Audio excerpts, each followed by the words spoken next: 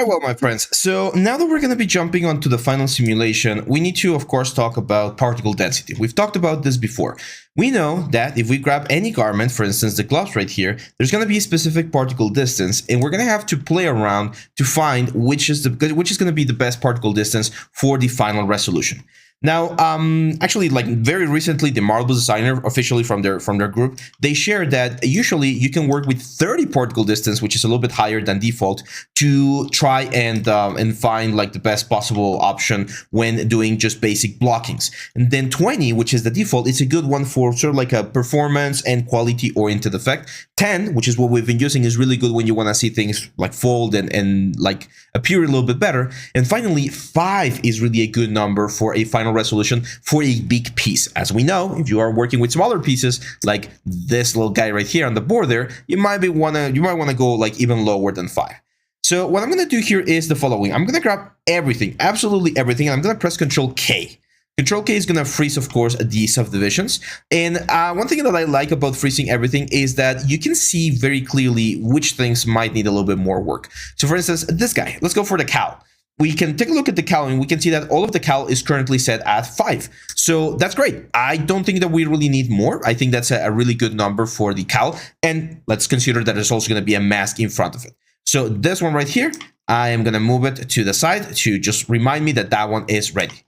The cape, I really like the cape as well. And if we take a look at the cape, you're going to see that there's different elements. Some of them might be a little bit higher than others. I really don't see too much of an issue. Again, I really like how the sides are looking. The main elements is set at 10 though. So 10 might be a little bit like high. So I'm going to grab this one. I'm going to bring it down to 10. Of course, we need to select the whole thing right here. Control K to unfreeze it. And we need to give it another shot here at the simulation. So with a simulation of 10, things should get a little bit nicer. And one of the important things is all of the wrinkles, they're not going to look as jaggedy as what they normally do. We don't need to do the 10 on the underlying garment because we're not going to be seeing it. And even if we were using this for a game, we're not going to be baking it. We're just going to be baking the top part of the garment. So again, it's always very important to try to optimize things in the best possible way. And you can see that this looks good. Looks a little bit leathery, looks like hard enough, and it gives us a nice result. So again, I'm going to grab everything over here. I'm happy with that one. Bring this one over here and Control K to freeze it again. If we go, for instance, for the gloves, both gloves right here, I can see that gloves are, all of them, they have different amounts. I'm going to set all of them at 5. I already know that we want a 5 resolution for this ones right here. And the reason why we need a 5 is because there's going to be a little bit of an issue with the fingers. You can see some of them already poking out over here on the character. So let's Control K to unfold them or unfreeze them. And here is where we're going to spend a little bit of time. Again, just like playing around, simulating, and moving things around and trying to make sure that they match with the fingers. So you can see the thumb there, like fixed itself quite nicely. The index might need a little bit of work. I'm going to stop the simulation. Let me check the other ones. All of the other ones look good. It's just the index finger that has a little bit of an issue. So I'm going to simulate. I'm going to try to push it out a little bit to bring it back into position. It's heavy again, and I wouldn't recommend at this point switching to GPU because it's going to give you a little bit of like a bad result. Now, this is where again it goes into this sort of like point where you need to value like how close are we going to be like really rendering these things. And if we're not going to be rendering them that close, if he's going to be holding a lamp, then it really doesn't matter too much for the presentation of this final piece. However, again, later on, if we were doing this for a game or for another simulation, we would definitely need to spend the extra time over there. I really like even the fingers over here, they look very, very nice. I don't see any overlap, so that's good. And there's enough room for the baton to be present. Yeah, so I like that one. The sleeves are another ones that we're definitely going to need. So let's grab all of this again, Control K, and now let's go to the sleeves right here. There we go, Control K. And I'm particularly worried about this top ones right here, which as you can see have a particle distance of 10. 10 is a little bit low for what I'm looking for, so I'm going to go to 5 again. And as you guys, we might have a little bit of an issue here with the we call this sea depth fighting, where the depth of the elements sometimes are fighting between each other. This is not precisely sea depth, but that's just a way to refer to it, where we know that some of them are not where they're supposed to be. Now, remember that there's one sort of like easy fix. Like I can see this one is like bending and getting us a nice result right there. I'm actually going to turn on this guys as well because they're helpful. And one thing that we can do here is we can use the superimpose option. This will, hopefully it will not like mess up the simulation too much. Let's stop. But as you guys remember, right now, the problem is that this top part right here is fighting, as you can see, against the lower portion. So I can right click and I can use this superimpose over.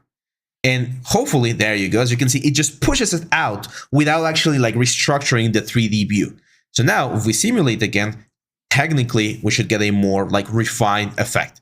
Again, this is heavy. I do have a powerful system. I do have a powerful computer. It's not like the most powerful computers of all times, but it's quite powerful. So if you're struggling with this, you might need to work with lower resolutions or you might need to work with GPU. Okay, it is, unfortunately, this is one of those 3D things that is very system dependent. So the better your system or the stronger your system, the more, let's call it, the more profit. It's not profit. The nicer things can look. Now this one, I'm really worried about this one. As you can see, it's looking very, very bad, and it's like all crunched up, right? So for this one right here, it has like there's absolutely nothing wrong with going back to our arrangement points. So I'm gonna bring this back to its arrangement point, which was the shoulder right there, and then I'm gonna get it again as close as possible to where I want this thing to be, like right around there. Make sure that it has a layer of 1 compared to a layer of 0 in that case, so that it pushes up. And hopefully by moving this thing up, again, wrinkles and things like that are going to change. The simulation, again, is going to be slow. It's going to take a little bit of time for this thing to really like go all the way to the top of the layer stack. But this is how we do it. This is what you're supposed to do at this point, my friends, which is go in here, make sure that every single piece of your garment is looking as nice as possible. I'm going to be bringing in the hat again and just simulating it now on this pose. And yeah, once I'm happy, we're going to be ready to go on to the next video, which is, of course, going to be export. So before we move on to the next video, and while this thing is doing its stuff, I just want to remind you guys that we're going to be using Blender, and Blender is a completely free software. If you're not a Blender user, that's fine. I never like to like pick a side of which one is better. The exact same thing I'm going to be showing you in Blender can be done in Maya. The only reason why I'm showing Blender instead of Maya is because Blender is free, and I know not everyone has access to Maya, so it's the same thing. We're going to load the OBJs, we're going to add materials to the whole thing, and we are going to be adding some couple of lights and presenting our stuff in the best possible way. Now, one more thing before we go there. UVs, as I just mentioned, since we're going to be using substance materials, or I'm going to recommend you guys use substance materials, one of the things that I want you to do is to make sure to jump into the UV pattern or to the UV editor, and it is a good idea to set everything up in a single element.